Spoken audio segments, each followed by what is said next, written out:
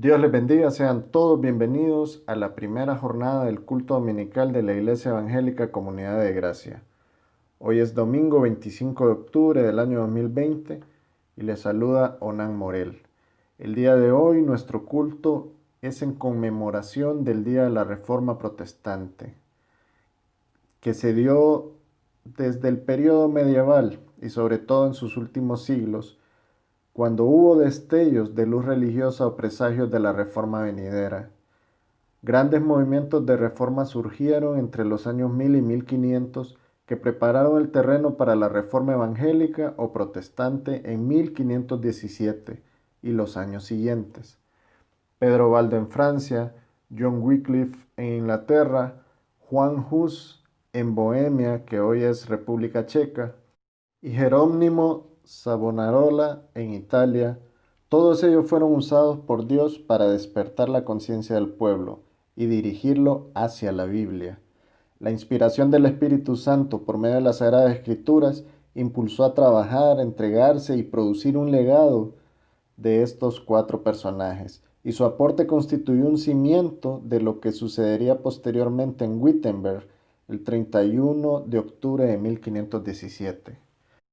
Así que hermanos y amigos, les invito a que no se pierdan un tan solo instante de este culto especial, porque será de mucha edificación para todos nosotros.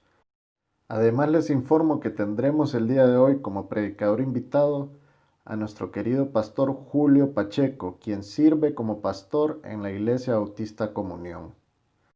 Ahora le invito a que en actitud reverente vayamos al Señor a ofrecer este culto como una ofrenda para Él por medio de una oración. Inclinemos nuestro rostro. Señor Dios Todopoderoso, venimos ante ti agradecidos porque hasta el día de hoy nosotros tenemos la libertad de difundir el precioso Evangelio de la salvación que tú nos regalaste por medio del sacrificio del Señor Jesucristo en la cruz del Calvario. Te damos gracias porque durante toda la historia de la Iglesia han habido siervos tuyos valientes que llevan tu palabra a los oídos de todos los que necesitábamos escucharla y encontrarte a ti como nuestro único Salvador. Venimos ante ti a poner este culto en tus manos, un culto especial, en donde estamos conmemorando un evento que ha valido para todas nuestras generaciones, porque a raíz de ese evento ha habido mayor libertad de la exposición de tu palabra. Hemos logrado tener Biblias en diferentes idiomas para que llegue tu palabra a todos los necesitados de salvación. Gracias, Señor, por la reforma protestante y porque nos das la oportunidad de celebrar ese acontecimiento.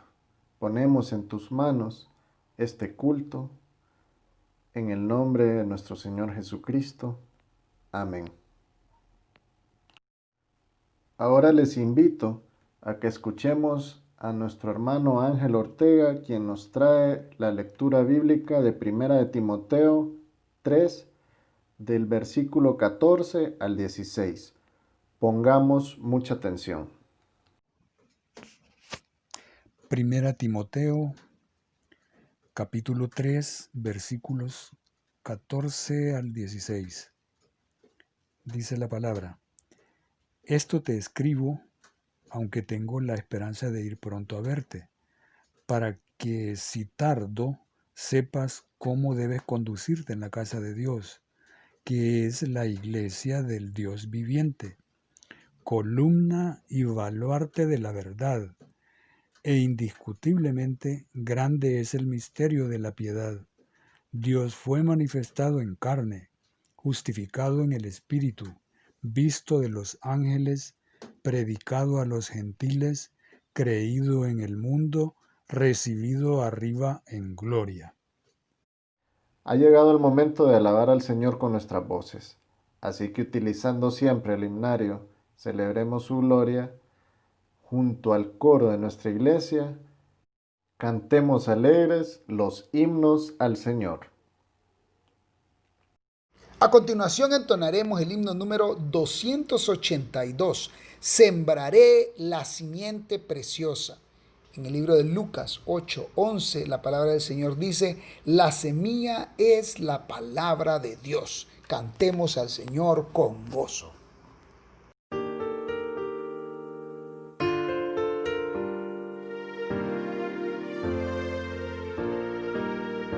Sembraré la simiente preciosa del glorioso evangelio de amor. Sembraré mientras viva, dejaré el resultado al Señor. Sembraré mientras viva simiente de amor. Segaré al hallarme la casa de Dios. Sembraré en corazones sencillos la doctrina de Dios de perdón. Sembraré mientras viva, dejaré el resultado al Señor. Sembraré mientras viva simiente de amor. Segaré al hallarme en la casa de Dios. Sembraré en corazones mimar la bendita palabra de Dios. Sembraré mientras viva, dejaré el resultado al Señor. Sembraré mientras viva simiente de amor. Segaré al hallarme en la casa de Dios.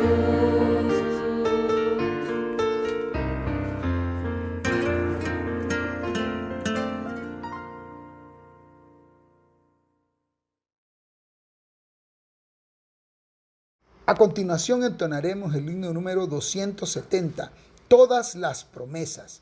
La segunda epístola de Pedro 1:4 nos dice: nos ha dado preciosas promesas. Entonemos al Señor con gozo.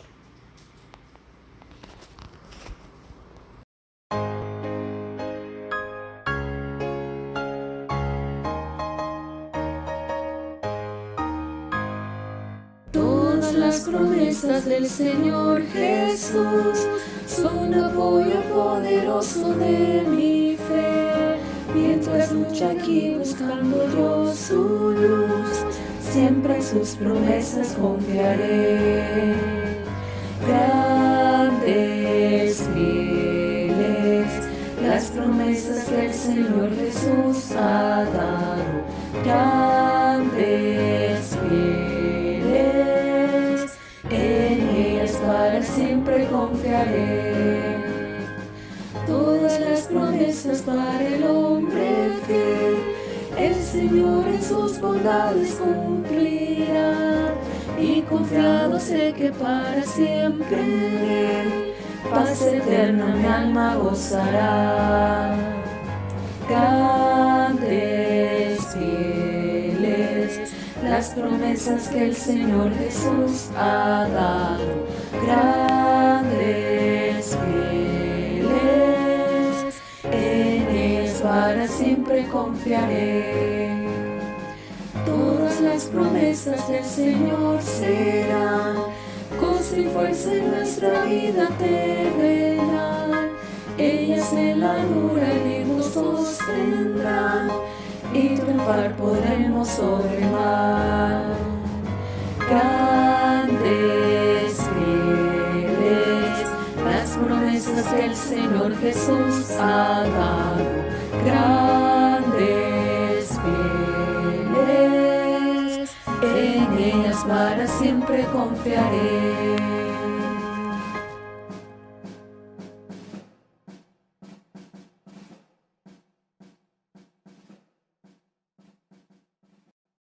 A continuación entonaremos el himno 270, Santa Biblia. La palabra del Señor nos dice en el Salmo 119:11, en mi corazón he guardado tus dichos para no pecar. Entonemos al Señor con gozo.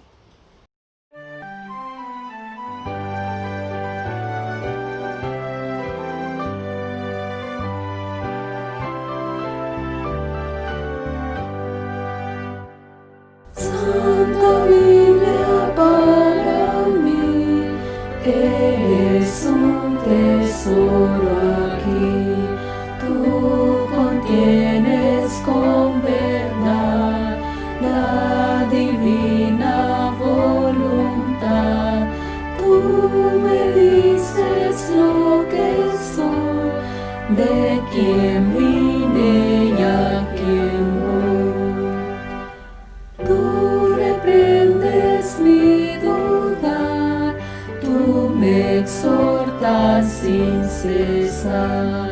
Eres faro que a mi pie va guiando por la fe a las fuentes del amor del bendito Salvador.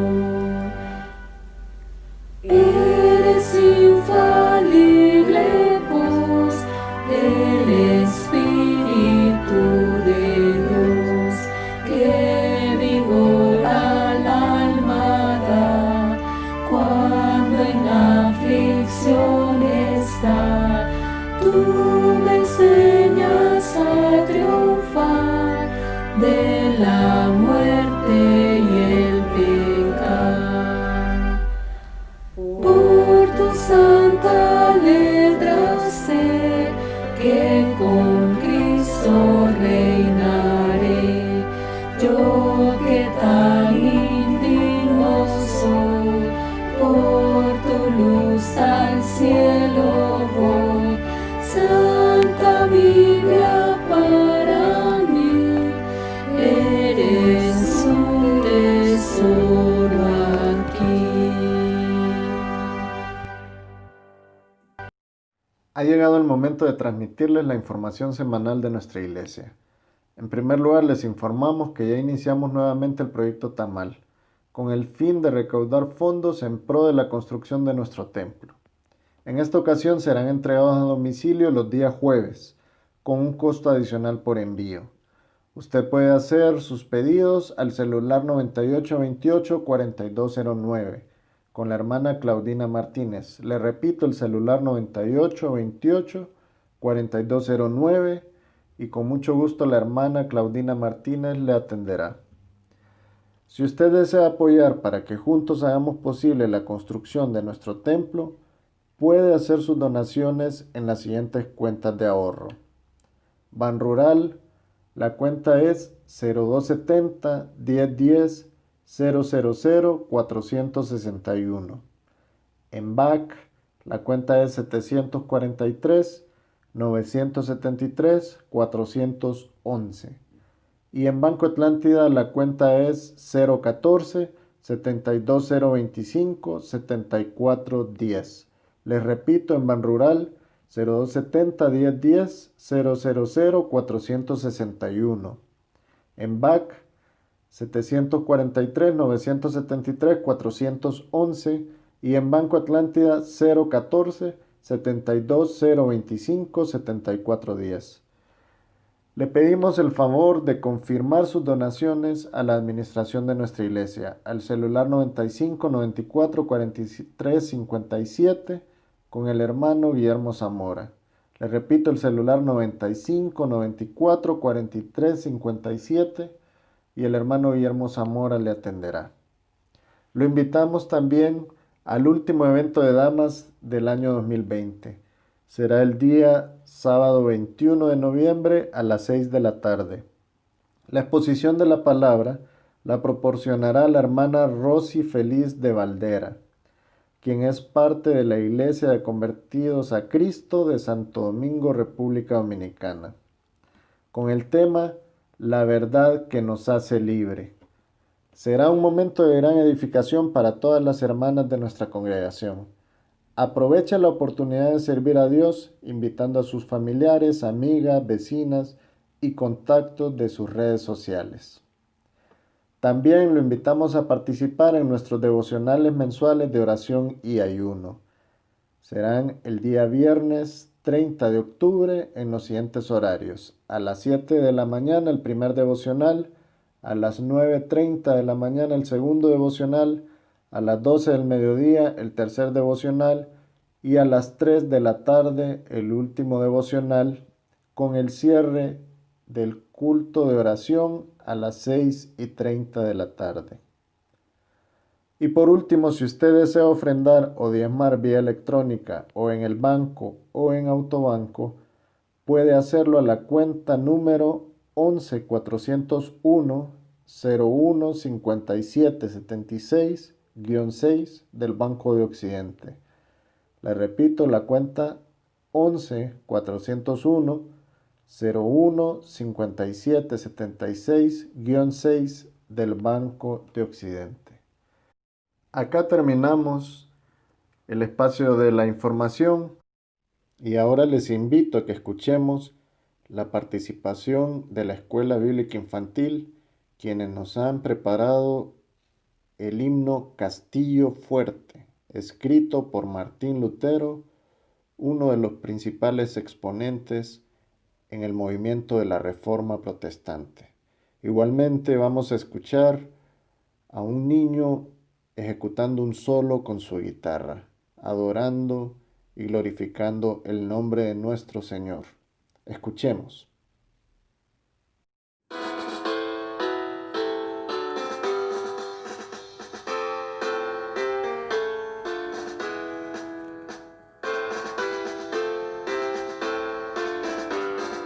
Castillo fuerte es nuestro Dios, defensa y buen escudo. Con su poder nos librará en todo plan seguro. Con furia y con afán, acosanos Satán, por armas deja ver astucia y gran poder. Calma hay en la tierra, nuestro valor es nada aquí, con él todo es perdido. Mas con nosotros luchará, de Dios el escogido, es nuestro Rey Jesús, que venció en la cruz, Señor y Salvador, y siendo el solo Dios, Él triunfa en la batalla. Y si demonios mil están prontos a devorar, no temeré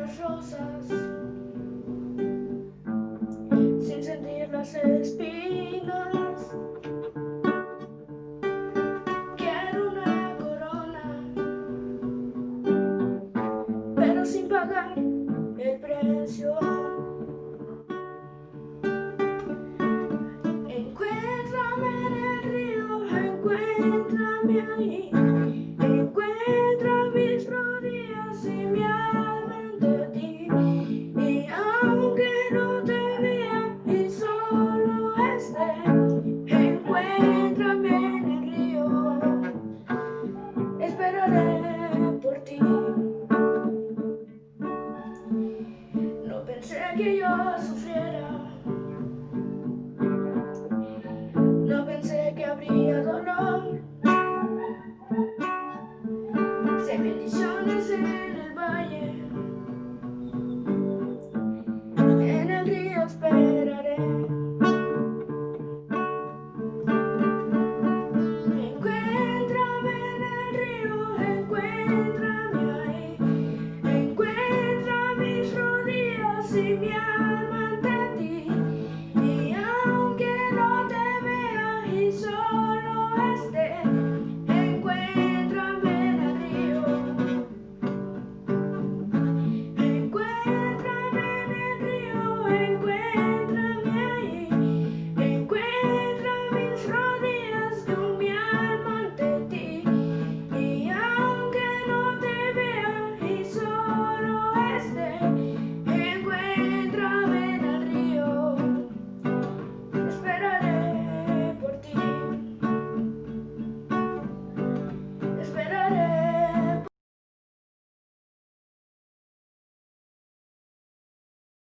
Tan especial.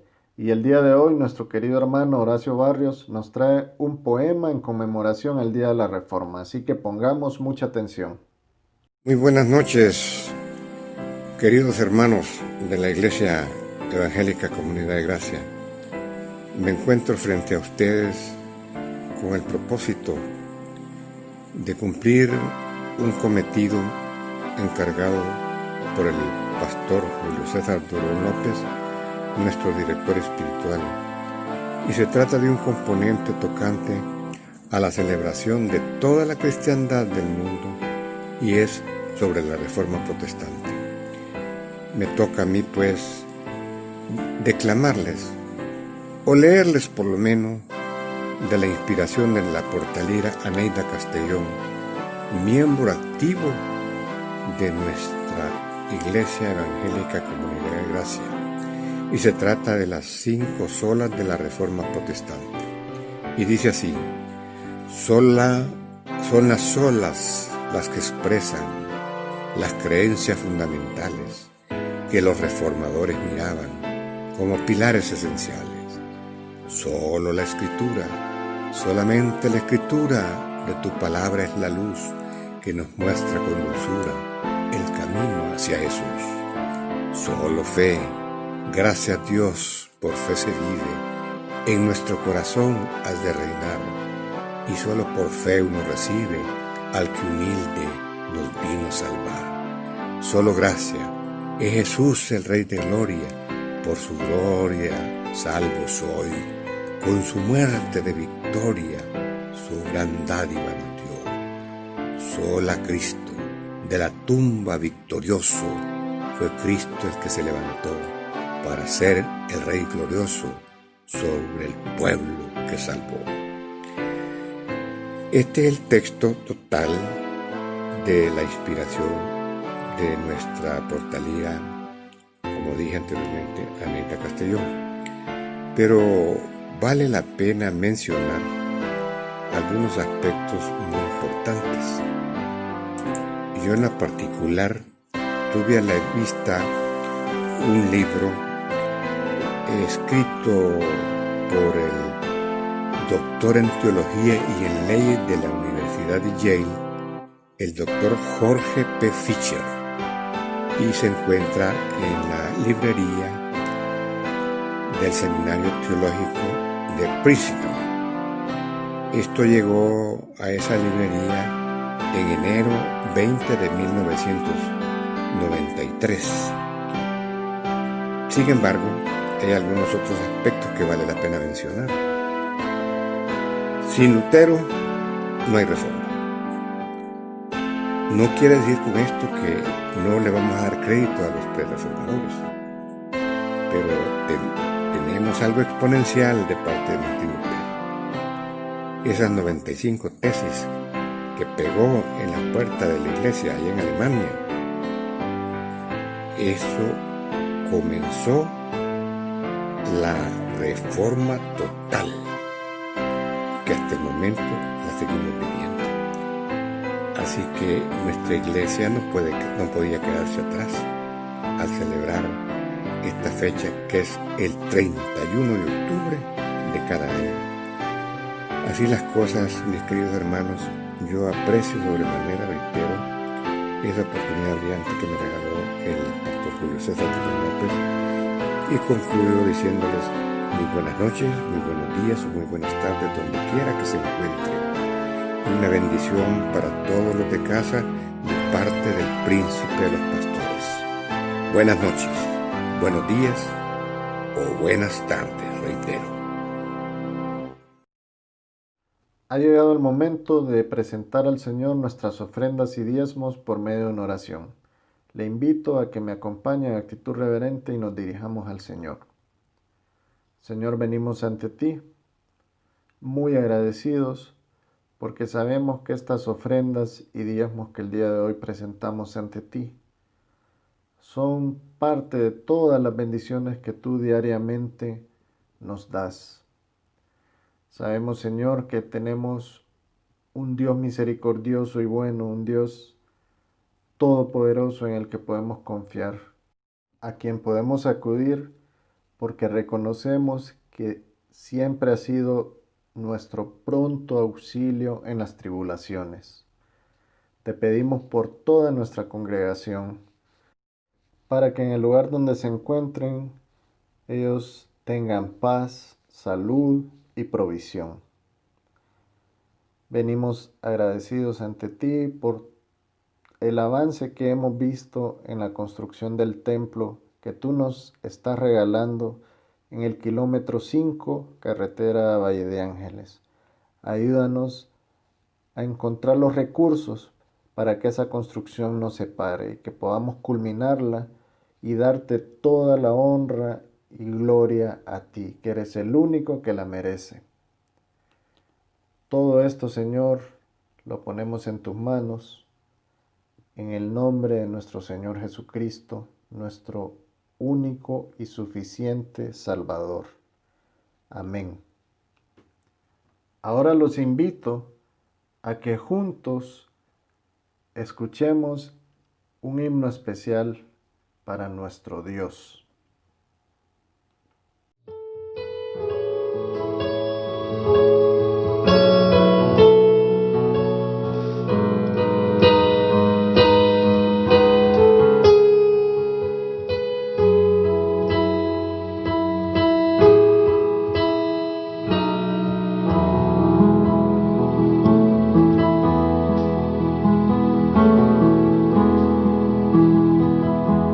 Si caminas solo en aflicción, si a llorar a solas tu corazón,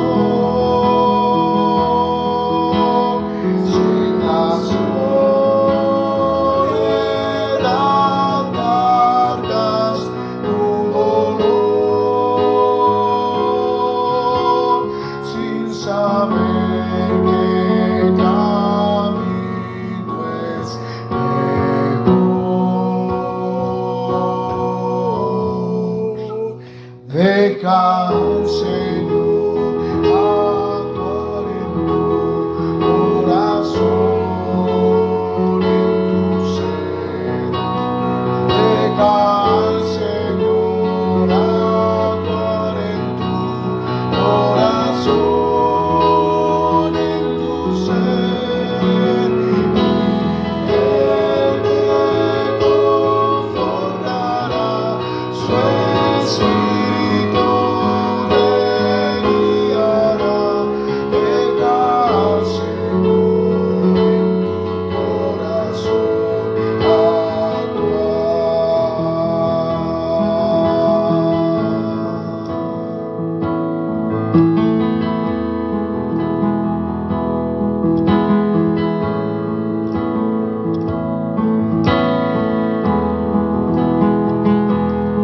Deja que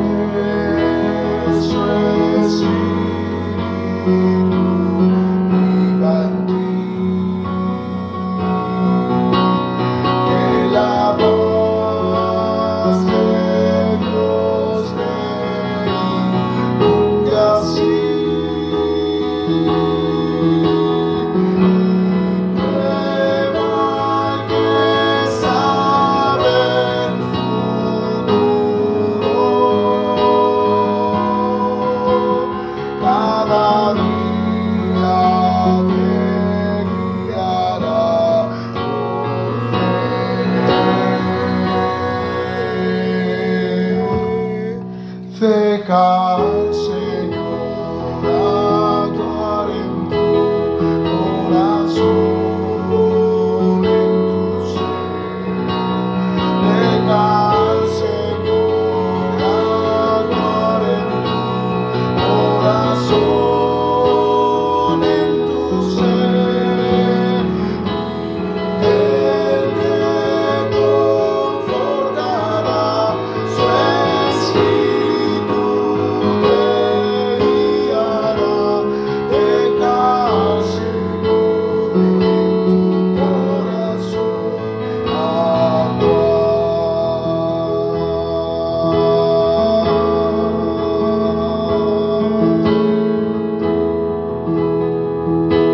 al Señor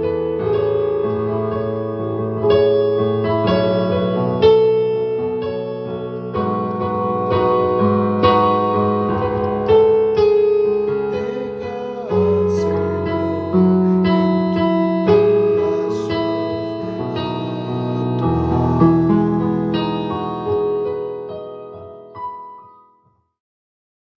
Ha llegado un momento muy especial y es cuando vamos a estar expuestos a la poderosa palabra de Dios.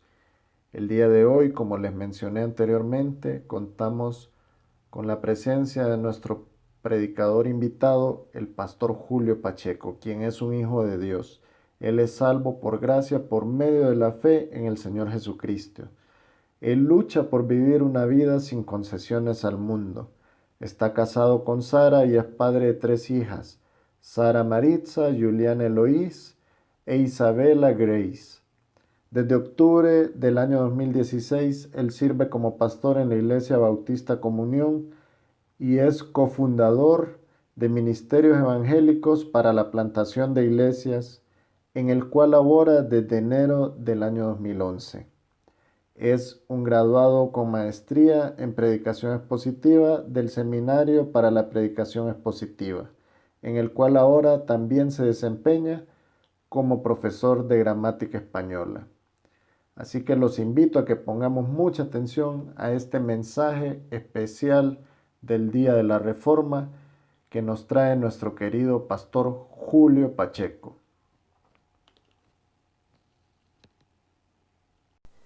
Buen día, amados hermanos de Comunidad de Gracia. Siempre es un placer enorme compartir con ustedes de la palabra de Dios, de las cosas de Dios. Debo admitir que hubiera preferido estar entre ustedes en persona y no solamente enviarles mi voz. De antemano les pido disculpas si se escuchan ruidos durante la transmisión, pero es que a pesar que busqué el lugar más silencioso, es imposible controlar todo lo que sucede a nuestro alrededor.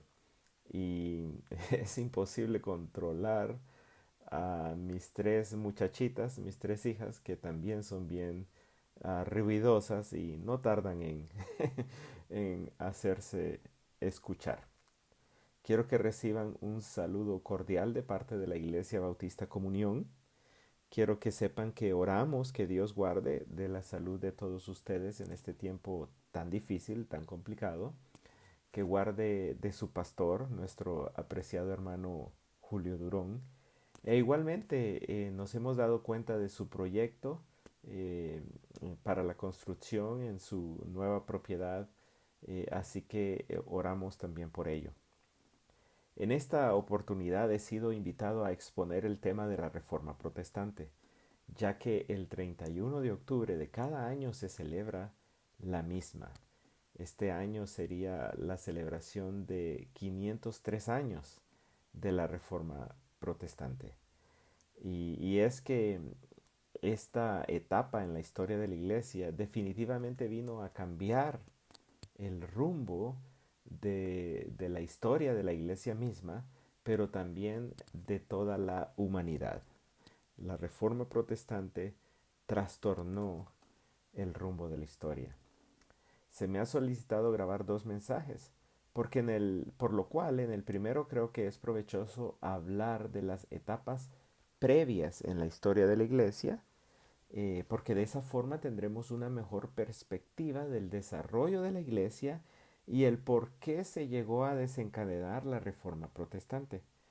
en el segundo mensaje hablaré de los asuntos teológicos claves por los cuales los reformadores lucharon. Sé que no todos somos iguales, hermanos, pero creo que el primer mensaje será un poco más pesado, un poco más difícil de digerir.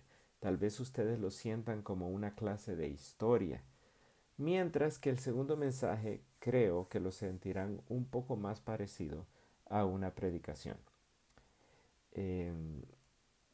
Stephen Nichols, hablando de la necesidad de conocer la historia de la iglesia, dijo esto: me parece extraño que la iglesia del siglo XXI piense tanto en lo que el Espíritu Santo le enseña hoy en día, que piense tan poco en lo que el Espíritu Santo le enseñó a la iglesia en el primer siglo, el segundo, el tercero y así sucesivamente. El Espíritu Santo no es exclusivo de nuestra época. El Espíritu Santo ha estado trabajando en la iglesia durante los últimos 20 siglos. Podríamos poner el asunto de esta manera: es bastante orgulloso pensar que no tenemos nada que aprender del pasado. Eso es lo que el pastor Nichols ha dicho sobre la necesidad de aprender de la historia de la iglesia. Y yo creo que él tiene toda la razón. La historia de la iglesia tiene invaluables lecciones para nuestras vidas en lo particular y para las vidas de nuestras iglesias locales.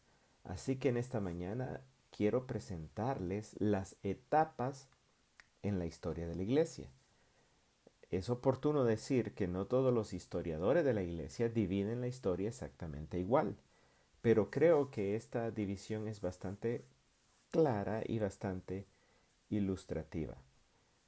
Quiero decirles que he tomado como base para esta enseñanza el curso La Historia de la Iglesia del Seminario Básico de la Iglesia Capitol Hill del pastor Mark Dever.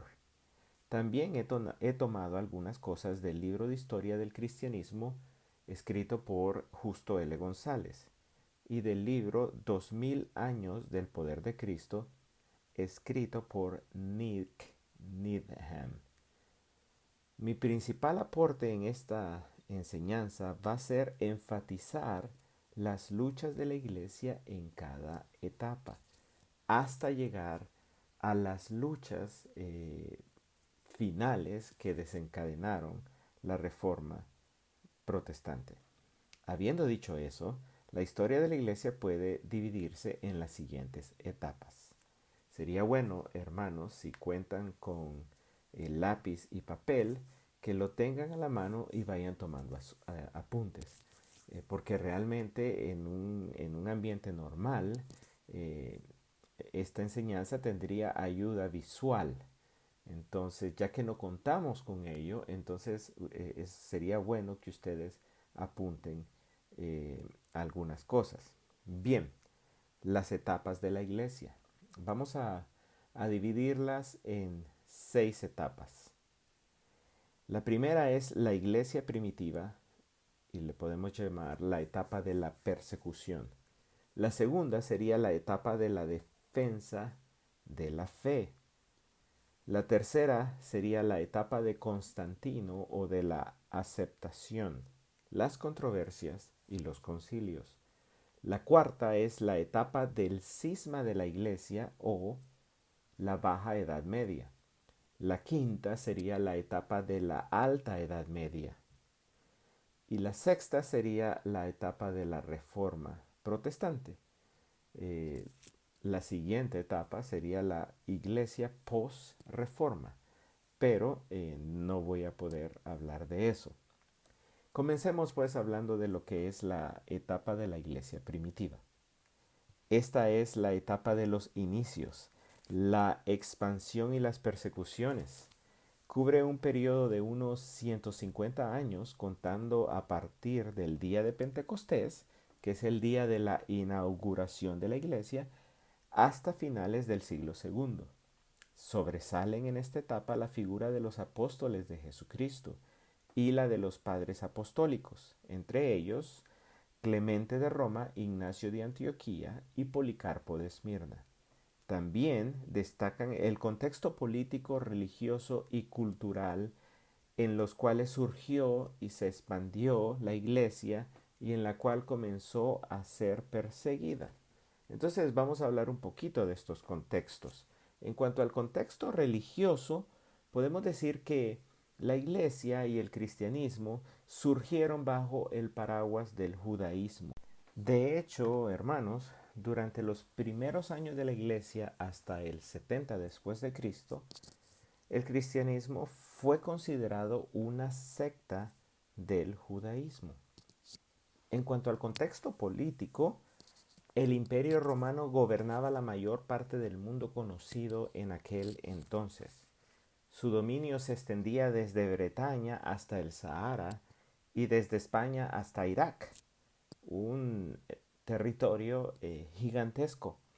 A inicios del siglo II, el Imperio Romano prácticamente no tenía rivales externos, aunque sí tenía algunos problemas internos, siendo uno de estos problemas o focos de agitación precisamente los judíos, quienes luchaban por su independencia, por lo que tuvo lugar la gran destrucción de Jerusalén y del Templo de Jerusalén por el general romano Tito Flavio Vespasiano en el 70 después de Cristo. Y fue este acontecimiento el que terminó de separar completamente a la religión judía del cristianismo. De aquí en adelante, del año 70 después de Cristo en adelante, el cristianismo ya es considerado algo totalmente distinto y separado del judaísmo. En cuanto al contexto cultural, el idioma y la cultura griega se habían esparcido por todo el Imperio Romano. De hecho, eso facilitó la transmisión del mensaje del Evangelio, ya que no había esa barrera lingüística, ya que por todo el imperio se hablaba el griego. En cuanto a la expansión del cristianismo durante esa época, la misma Biblia registra en el libro de los Hechos y en las cartas del Nuevo Testamento que el cristianismo ya se había expandido por gran parte del Imperio Romano. En ese tiempo la iglesia se reunía en las sinagogas, pero principalmente en las casas. Ahora bien, hermanos, esta increíble expansión de la iglesia no fue algo fácil. El crecimiento de la iglesia se produjo en medio de increíbles sufrimientos.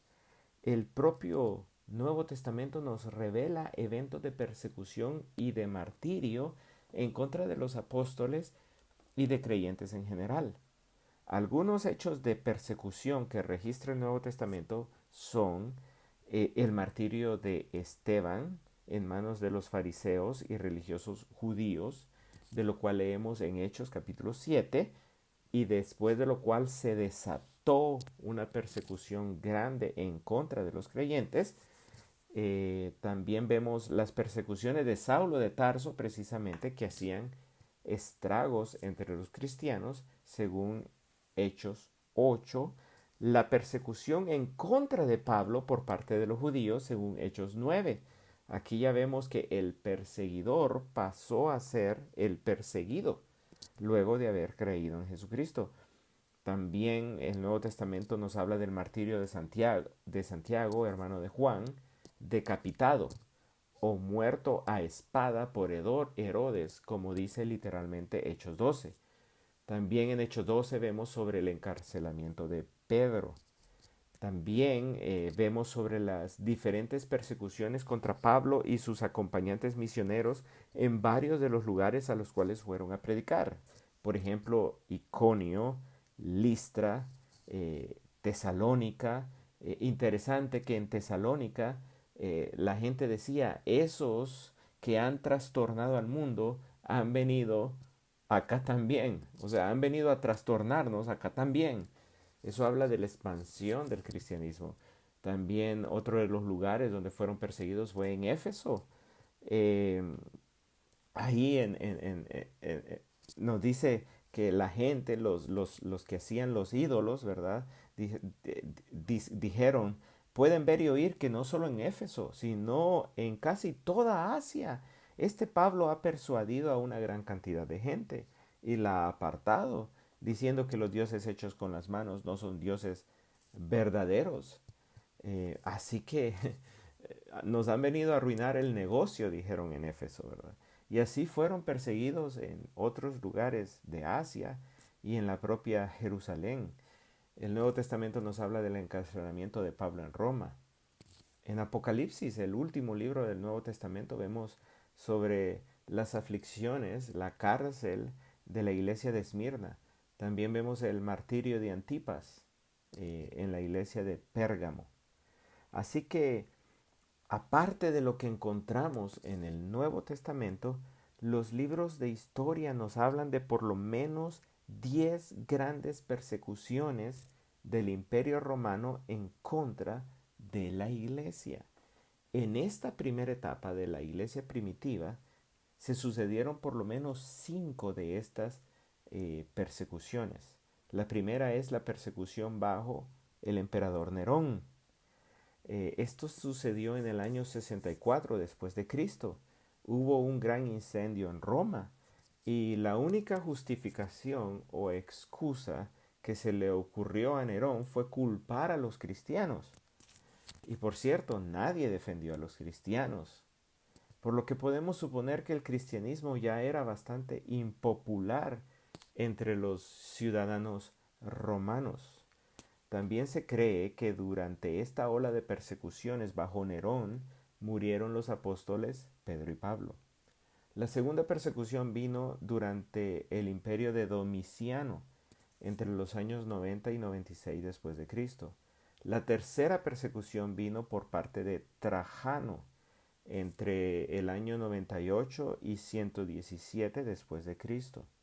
Nos dice la historia que este emperador no simpatizaba con el cristianismo, así que, a pesar de no perseguirlos de manera directa, si alguien los acusaba, se podría proceder en su contra.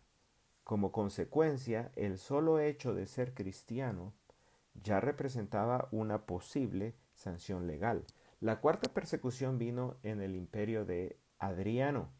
Esto sucedió entre el 117 después de Cristo y 138 después de Cristo.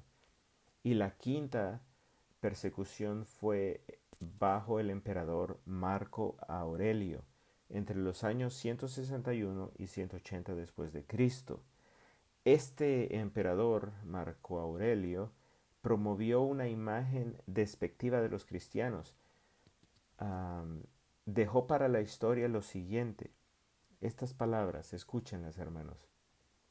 Lo que justifica la eliminación física, y por eliminación física entendemos asesinato o martirio de los cristianos, es ni más ni menos que creen de manera diferente, que contemplan la existencia de manera diferente, que viven de manera diferente, no de una manera ilegal o perversa, solamente diferente. Los cristianos fueron perseguidos y martirizados de formas crueles simplemente por ser diferentes. En conclusión, hermanos, la mayor lucha de la iglesia durante la etapa de la iglesia primitiva fue perseverar en la fe en medio de la persecución. La lucha de la iglesia fue mantener la fe en un momento de la historia donde un cristiano tenía dos opciones. Niega tu fe en Cristo y vive, o afirma tu fe en Cristo y muere. Sin embargo, hermanos, la iglesia prevaleció. Si pudiera asociar un versículo de la palabra de Dios con esta etapa de la iglesia, lo haría con Hechos capítulo 8, versículo 1. En aquel día hubo una gran persecución contra la iglesia que estaba en Jerusalén, y todos fueron esparcidos por las tierras de Judea y Samaria, salvo los apóstoles. Pero los que fueron esparcidos iban por todas partes anunciando el Evangelio. Ahora, hermanos, vamos a hablar de la segunda etapa de la historia de la iglesia. Dijimos que esta etapa es la etapa de la defensa de la fe. Esta etapa de la iglesia cubre aproximadamente otros 150 años, entre finales del siglo II y comienzos del siglo IV después de Cristo. En esta etapa sobresalen los padres apologéticos, entre ellos Justino Mártir, Atenágoras de Atenas, Ireneo de León, Tertuliano, Clemente de Alejandría, Orígenes y Cipriano de Cartago. Se les dice padres apologéticos, y apologéticos significa defensores. Por eso le llamamos la etapa de la defensa de la fe. Estos padres y la iglesia en general se esforzaron por explicar y defender la fe cristiana en tiempos difíciles. Y digo que eran tiempos difíciles por lo menos por dos razones. Uno es que siguió la persecución bajo el Imperio Romano, y dos, por la obsesión del mundo con las filosofías, las doctrinas y las religiones. Hablemos un poquito en cuanto a la persecución, esta persecución que continuó bajo el Imperio Romano. Se sucedieron las otras 5 grandes persecuciones. Entre ellas, pues la sexta, la persecución bajo el emperador Septimio Severo. Esto sucedió entre el año 202 y 211 después de Cristo. Durante este periodo, convertirse en cristiano y bautizarse se volvió en un acto ilegal y castigable con la muerte. La séptima persecución fue la de Maximino Tracio en el año 235 después de Cristo. Este emperador promulgó un edicto consistente en una orden de ejecución contra los dirigentes cristianos, contra los obispos. La octava persecución fue la persecución bajo el emperador Decio durante los años 249 a 251 después de Cristo. Para el tiempo de este emperador, el Imperio Romano ya no consideraba a los cristianos meramente como oportunos chivos expiatorios, como en el tiempo de Nerón, ¿verdad? A ellos causaron el incendio. Tampoco los consideraba como miembros de una minoría despreciable a los que podía ejecutarse si se hacía pública su condición, como en el tiempo de Trajano. Ya no se les consideraba como seguidores de un culto repugnante que merecían la prohibición y la muerte, como en los tiempos de Marco Aurelio, sino que ya para este tiempo se habían convertido en un grupo social cuya escala de valores e influencia se oponían directamente con los valores del Imperio Romano. O sea, ya eran considerados enemigos del imperio. La novena persecución vino bajo el emperador Valeriano entre los años 257 a 260 después de Cristo. Bajo su gobierno se prohibieron las reuniones cristianas y se arrestaron a numerosos obispos. Este emperador ordenó la ejecución de todos los diáconos y laicos de relevancia que no apostataran de su fe, es decir, que no negaran su lealtad a Jesucristo. Y por último tenemos la persecución de Diocleciano. Este fue cruel contra los cristianos. Él ordenó la destrucción de las iglesias, que se quemaran todos los volúmenes donde aparecieran recopilaciones de las Sagradas Escrituras. Él promulgó un edicto autorizando el empleo de la pena de muerte contra todos los cristianos. Así que tiempos difíciles, tiempos de persecución, pero la iglesia prevaleció. La iglesia luchó por perseverar y mantenerse en la fe del Señor Jesucristo. Y la segunda razón por la cual estos fueron tiempos difíciles para el cristianismo se debe a que el mundo estaba obsesionado con ideas, filosofías, y todo lo relacionado con el reino espiritual. En Hechos 17:21, Pablo dice que todos los atenienses y los extranjeros residentes allí en ninguna otra cosa se interesaban sino en decir o en oír algo nuevo.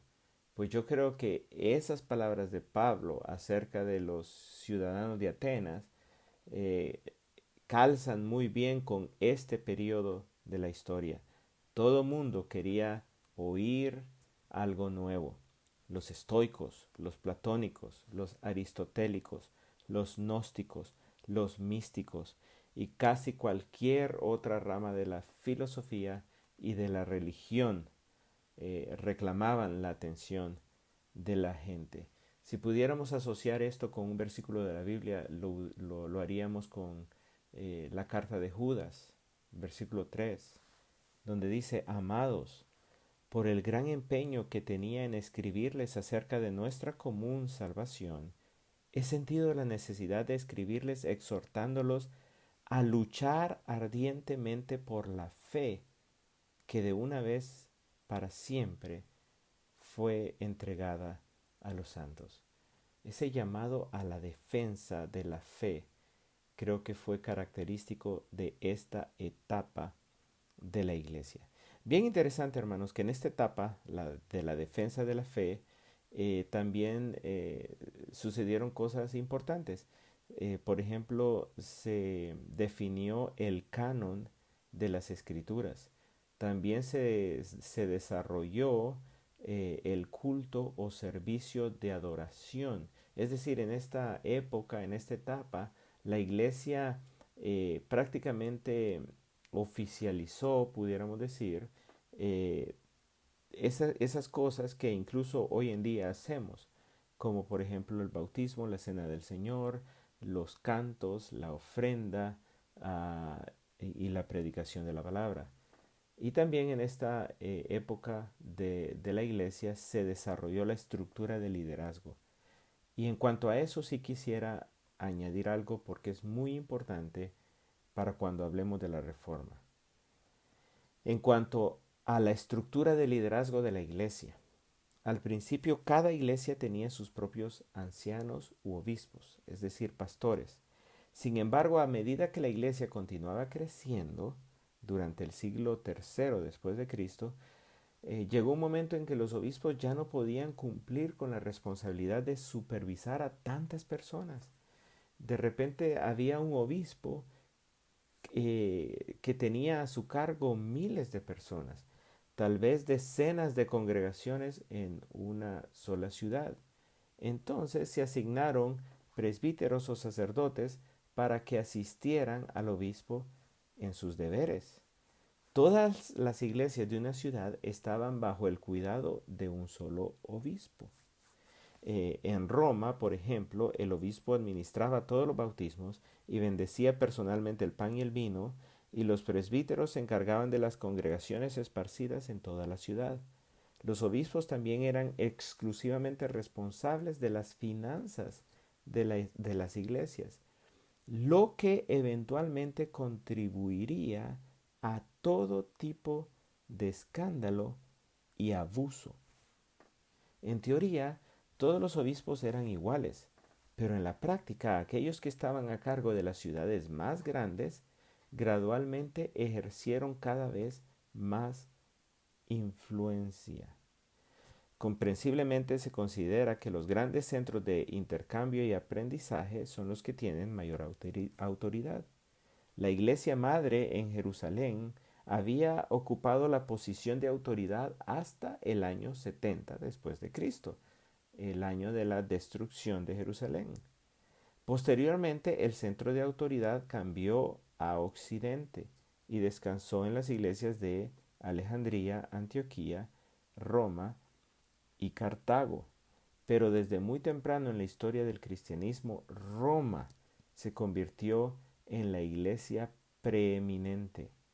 La magnificencia política de la ciudad capital y las tradiciones de los martirios de Pedro y Pablo rápidamente hicieron que Roma fuera reconocida como la más grande de todas las iglesias. Y escuchen bien esto, hermanos. Esto fue lo que sembró la semilla que luego llevó a los obispos de Roma a que reclamaran funciones de poder y de infalibilidad, con lo cual se desarrolló una corrupción dentro de la iglesia y esto se degeneró en el papado a través de los siglos. Por último, en cuanto a la segunda etapa de la iglesia, quiero decir que surgieron otras doctrinas y prácticas que afectaron a la iglesia en los siglos por venir. Por ejemplo, el bautismo de los infantes, la doctrina de que el bautismo salva, el alegorismo como método de interpretación bíblica, el modalismo en contra de la doctrina ortodoxa de la Trinidad. La doctrina del purgatorio se desarrolló en esta etapa de la iglesia. Y como ya hemos dicho, la jerarquía eclesiástica y la sucesión apostólica, lo cual se degeneró en el papado. En conclusión, hermanos, en esta etapa en la historia de la iglesia fue una etapa en la que la mayor lucha de la iglesia fue la de defender la pureza de la verdad en contra de la verdad contaminada con el error. También luchó para crecer aún en medio de la persecución y también para crecer aún en medio de la división que comenzaba a manifestarse. No obstante, en esta etapa de la iglesia podemos comprobar la fidelidad de Dios. En medio de tantas confusiones y desafíos, el Señor proclamó su palabra y preservó a su pueblo. Bien, hermanos, hemos visto las primeras dos etapas. La etapa de la iglesia primitiva, caracterizada por la persecución, y la segunda etapa, la etapa de la defensa de la fe, en la cual también la iglesia sufrió persecución. La tercera etapa es la etapa de Constantino. También es llamada la etapa de la aceptación. Ya vamos a ver por qué es la etapa de la aceptación. También es la etapa de las controversias y de los concilios. Esta etapa se extendió por cerca de 190 años entre inicios del siglo IV hasta finales del siglo V. En esta etapa sobresalen el emperador Constantino y también obispos como Ambrosio de Milán, Jerónimo y Agustín de Hipona. Se caracterizó, hermanos, principalmente por el ascenso de Constantino como emperador romano, con lo cual se autorizó la práctica de la religión cristiana. Miren, hermanos, qué importante eso. De perseguida, la iglesia pasó a ser una religión autorizada. E incluso bajo Teodosio I se convirtió en la religión oficial del Imperio Romano. Otra característica importante en esta etapa fueron los concilios de la iglesia, en los cuales se discutieron creencias de vital importancia. Así que considero que las principales luchas de la iglesia en esta etapa fueron en contra de la confusión con el mundo y la defensa de la fe frente a la mala doctrina. Quiero hablar un poco de eso de Constantino. La historia relata, hermanos, que en el año 312 después de Cristo, Constantino se aprestaba para la batalla contra las tropas de Magencio. Y dice la historia, hermanos, hay que tener cuidado con estas historias, ¿verdad? Pero dicen los historiadores que Constantino se decidió orar al Dios Supremo por la victoria y que mientras él oraba tuvo una visión de una cruz llameante que flotaba en el cielo, que decía: conquista con esto. Y aparentemente en la noche Constantino tuvo un sueño en el cual Cristo se le apareció. Y pues Constantino ganó la batalla y así pues él tomó posesión de Roma, y juró servir a su nuevo Dios, quien él creía que le había hecho ganar la batalla y ganar la corona. Por eso el siguiente año, en el año 313, Constantino emitió el edicto de Milán, que concedía a los cristianos el derecho de adorar, los restituía a sus propiedades e iglesias que les habían sido expropiadas y les permitía ser incluso compensados por pérdidas que hubieran sufrido durante la persecución. Constantino permitió a los cristianos servir abiertamente en el gobierno romano. Así que estas medidas, hermanos, trajeron un gran alivio a la iglesia. Pero también, hermanos, también trajeron una nueva amenaza para la iglesia. Y esta es la amenaza de la confusión con el mundo. La confusión con el mundo. Podemos decir, hermanos, que todo esto que sucedió con Constantino trajo confusión a la iglesia. ¿Por qué? Porque si bien es cierto, proporcionó alivio a los cristianos de la persecución, le dio a la fe un estatus y un respeto que nunca habían gozado, pero por otro lado Constantino utilizó su poder y prestigio para meterse en asuntos meramente de la iglesia. Constantino utilizó su influencia para meterse en discusiones teológicas. Él fue el que convocó, por ejemplo, al concilio de Nicea en el año 325, por ejemplo. Entonces, en su esfuerzo por conectar el poder de Cristo al servicio de Roma, Constantino sentó las bases para el dañino establecimiento del césaropapismo. Creo que esa palabra nos da a entender de lo que estamos hablando. César, César del emperador romano, papismo, del líder de la iglesia, unidos, de verdad, confundidos. Esta es la creencia de que el gobierno secular, por mandato divino, se convierte a su vez en cabeza de la iglesia.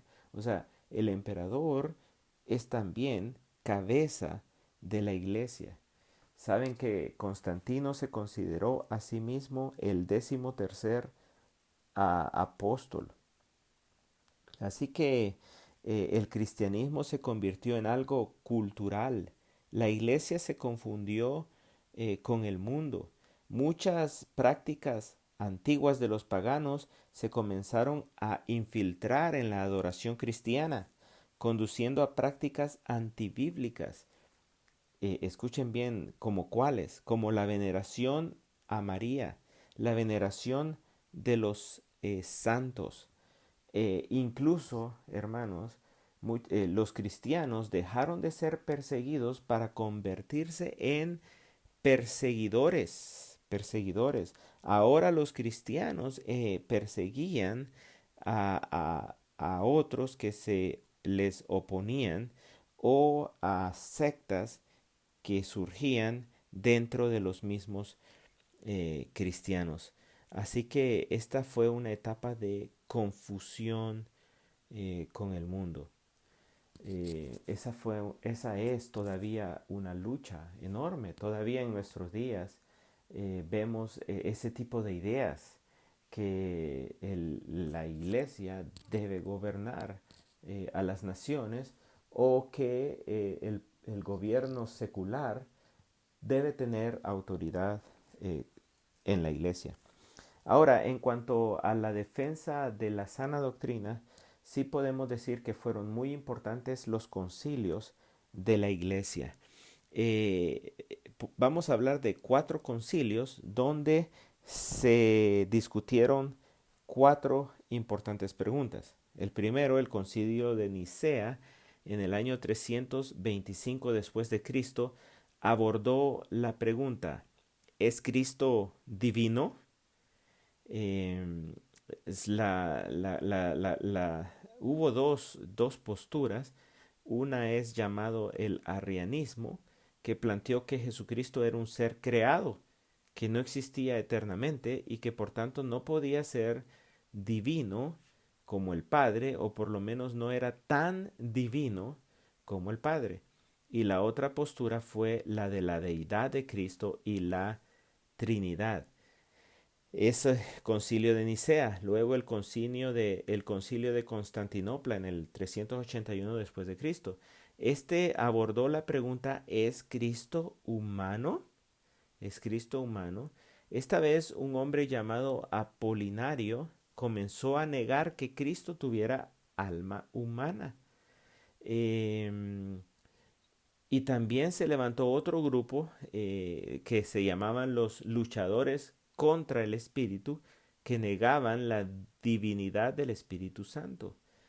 Pero el concilio de Constantinopla rechazó ambas herejías y afirmó la divinidad de las 3 personas de la Trinidad. Luego tenemos el concilio de Éfeso en el 431 después de Cristo. Y este concilio prácticamente dividió a 2 diferentes ciudades. Primero, un grupo establecido en Antioquía que enfatizaba la naturaleza humana de Jesús y sostenía que sus 2 naturalezas eran distintas y estaban libremente conectadas dentro de la persona de Cristo. Y el otro grupo situado en Alejandría hacía hincapié en la divinidad de Jesús a tal punto que reducía su naturaleza humana. Obviamente sabemos que la postura de Antioquía es la postura correcta. Y por último tenemos el concilio de Calcedonia en el 451 después de Cristo. Este concilio, hermanos, se trató en cómo describimos la relación de las 2 naturalezas o de ambas naturalezas del Señor Jesucristo. Al final, hermanos, la decisión del concilio es que declaraba a Cristo como una sola persona, perfecto en deidad y perfecto en humanidad, verdaderamente Dios y verdaderamente hombre, en 2 naturalezas inconfundibles, inmutables, indivisibles e inseparables. Además, se estableció que Cristo vino para que la muerte pudiera ser conquistada y para que el diablo, que una vez ejerció la soberanía de la muerte, pudiera ser destruido por su poder, ya que nosotros no podríamos vencer al autor del pecado y de la muerte, a menos que aquel a quien el pecado no pudo manchar, ni la muerte pudo detener, tomara nuestra naturaleza y la hiciera suya. Entonces, hermanos, también en esta etapa de la iglesia surgieron otras doctrinas que han golpeado negativamente a la iglesia.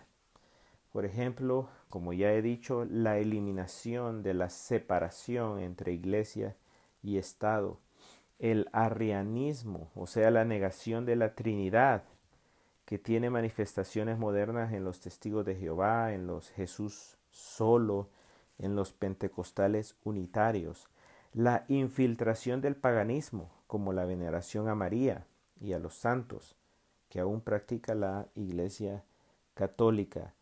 Y, muy importante esto, con vistas a la Reforma, también surgió el pelagianismo, que es una doctrina que niega el pecado original y la depravación del hombre. Esta doctrina propone que el hombre nace básicamente bueno y que si se esfuerza lo suficiente puede alcanzar la perfección. Por tanto, minimiza la necesidad del Salvador y de su obra expiatoria.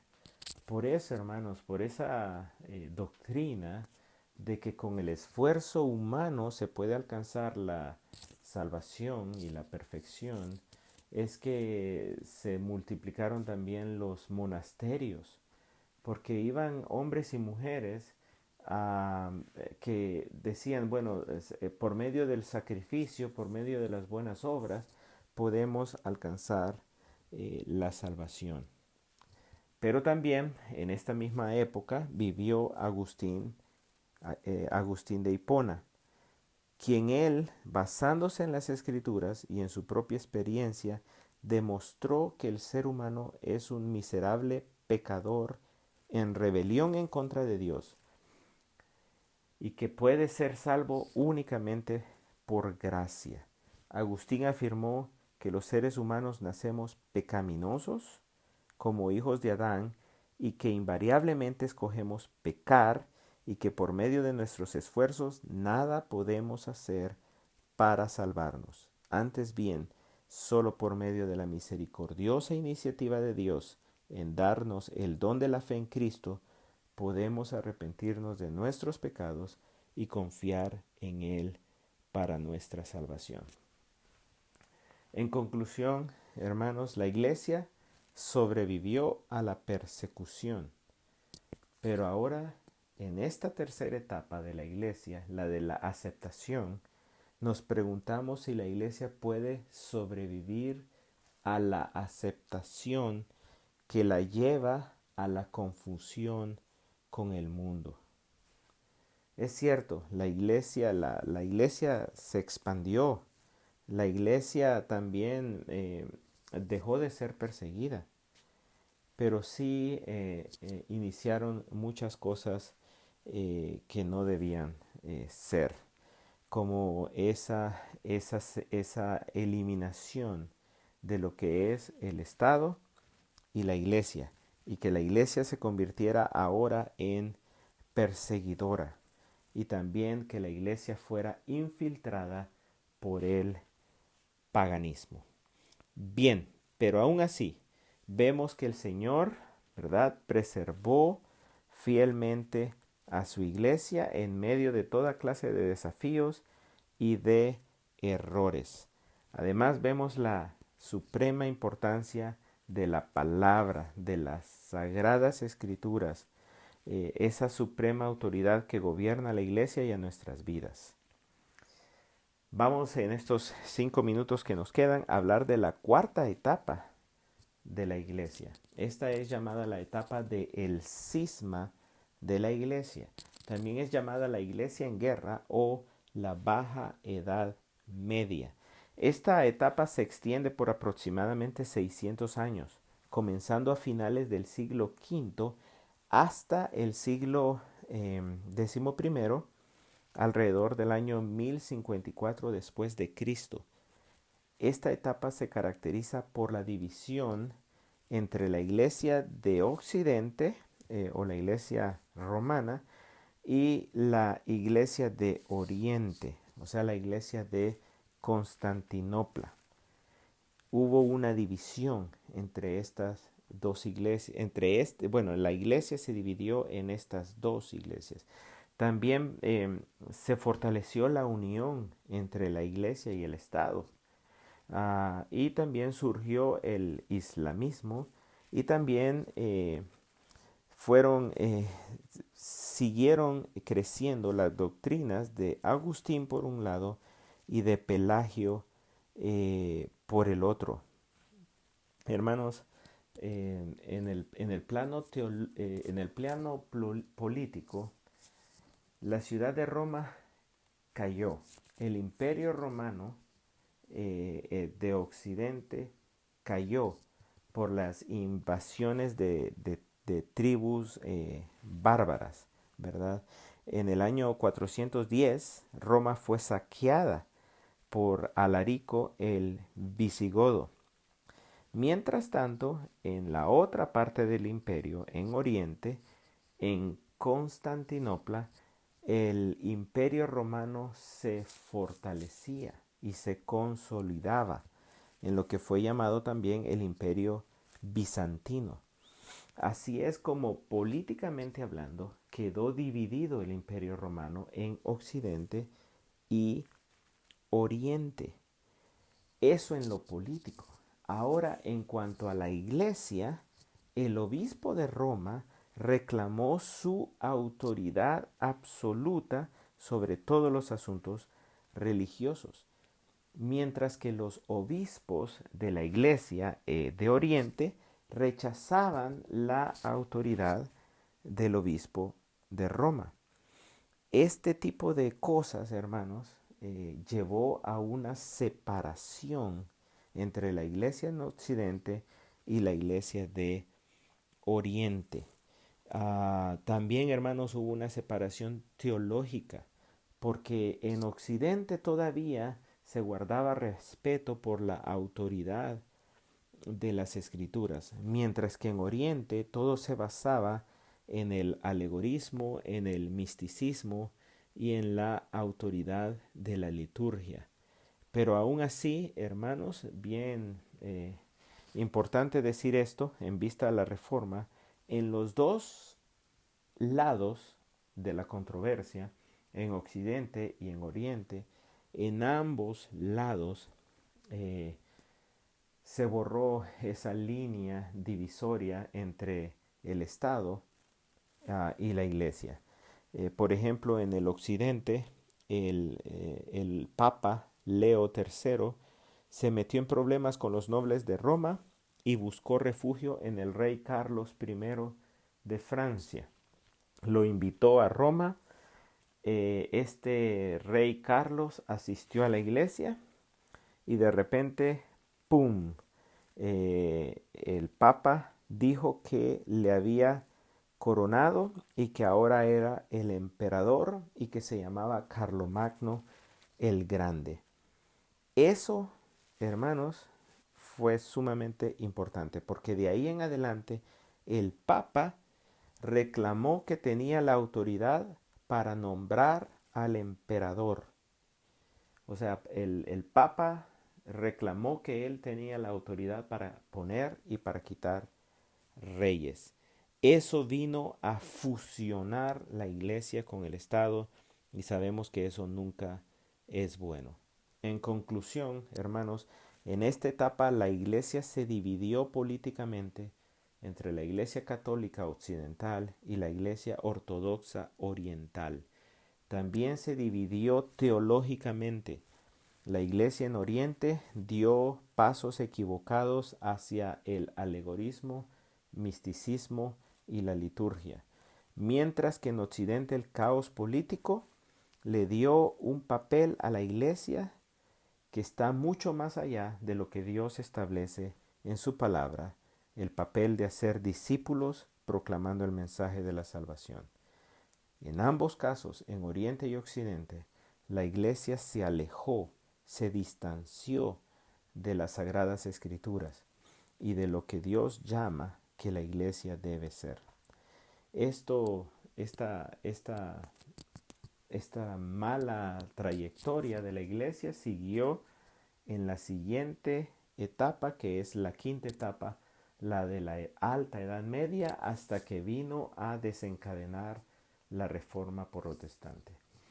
Así que en el siguiente mensaje vamos a hablar de la quinta y de la sexta etapas en la historia de la iglesia. Damos gracias a Dios por la palabra preciosa que nos ha enviado en la voz del predicador invitado, el pastor Julio Pacheco. Ahora, hermanos, los invito a que pongamos atención porque los niños de la Escuela Bíblica Infantil nos tienen preparado un versículo de memoria. El día de hoy, de la maestra Ilse Maldonado de la clase de preadolescentes, el niño Luis Antonio Ponce Meléndez desde San Pedro Sula nos va a decir el versículo de memoria de Génesis 1:1. Pongamos mucha atención. Buenos días, hermanos de la Iglesia Evangélica de la Comunidad de Gracia. Mi nombre es Luis Antonio Ponce Meléndez y hoy les voy a compartir un versículo que se llama Génesis 1:1. En el principio creó Dios los cielos y la tierra. Adiós, que Dios los bendiga. Damos gracias al Señor por los niños en nuestra congregación. Sabemos que el día de mañana ellos van a ser instrumentos suyos para seguir con la obra del Señor hasta el día que el Señor venga por su iglesia. Hermanos, hemos llegado al momento de despedir el culto, pero no me puedo ir sin antes invitarle a que usted esté pendiente de la segunda jornada del día de hoy. Será a las 11 de la mañana. Nuestro predicador invitado, el pastor Julio Pacheco, nos estará predicando la segunda parte de este mensaje especial que él ha preparado para este día conmemorativo de la Reforma Protestante. También les invito a que transmita estos cultos a sus amigos, familiares, compañeros de trabajo, vecinos, para que ellos también reciban la bendición de escuchar la palabra del Señor. El día de hoy, desde muy temprano, estamos transmitiendo materiales especiales en conmemoración del Día de la Reforma. Usted puede encontrar también el programa especial del Día de la Reforma que está previo al culto de las 9 de la mañana. Le invito también a poderlo disfrutar y transmitir para que otras personas reciban esta bendición. Que Dios les bendiga.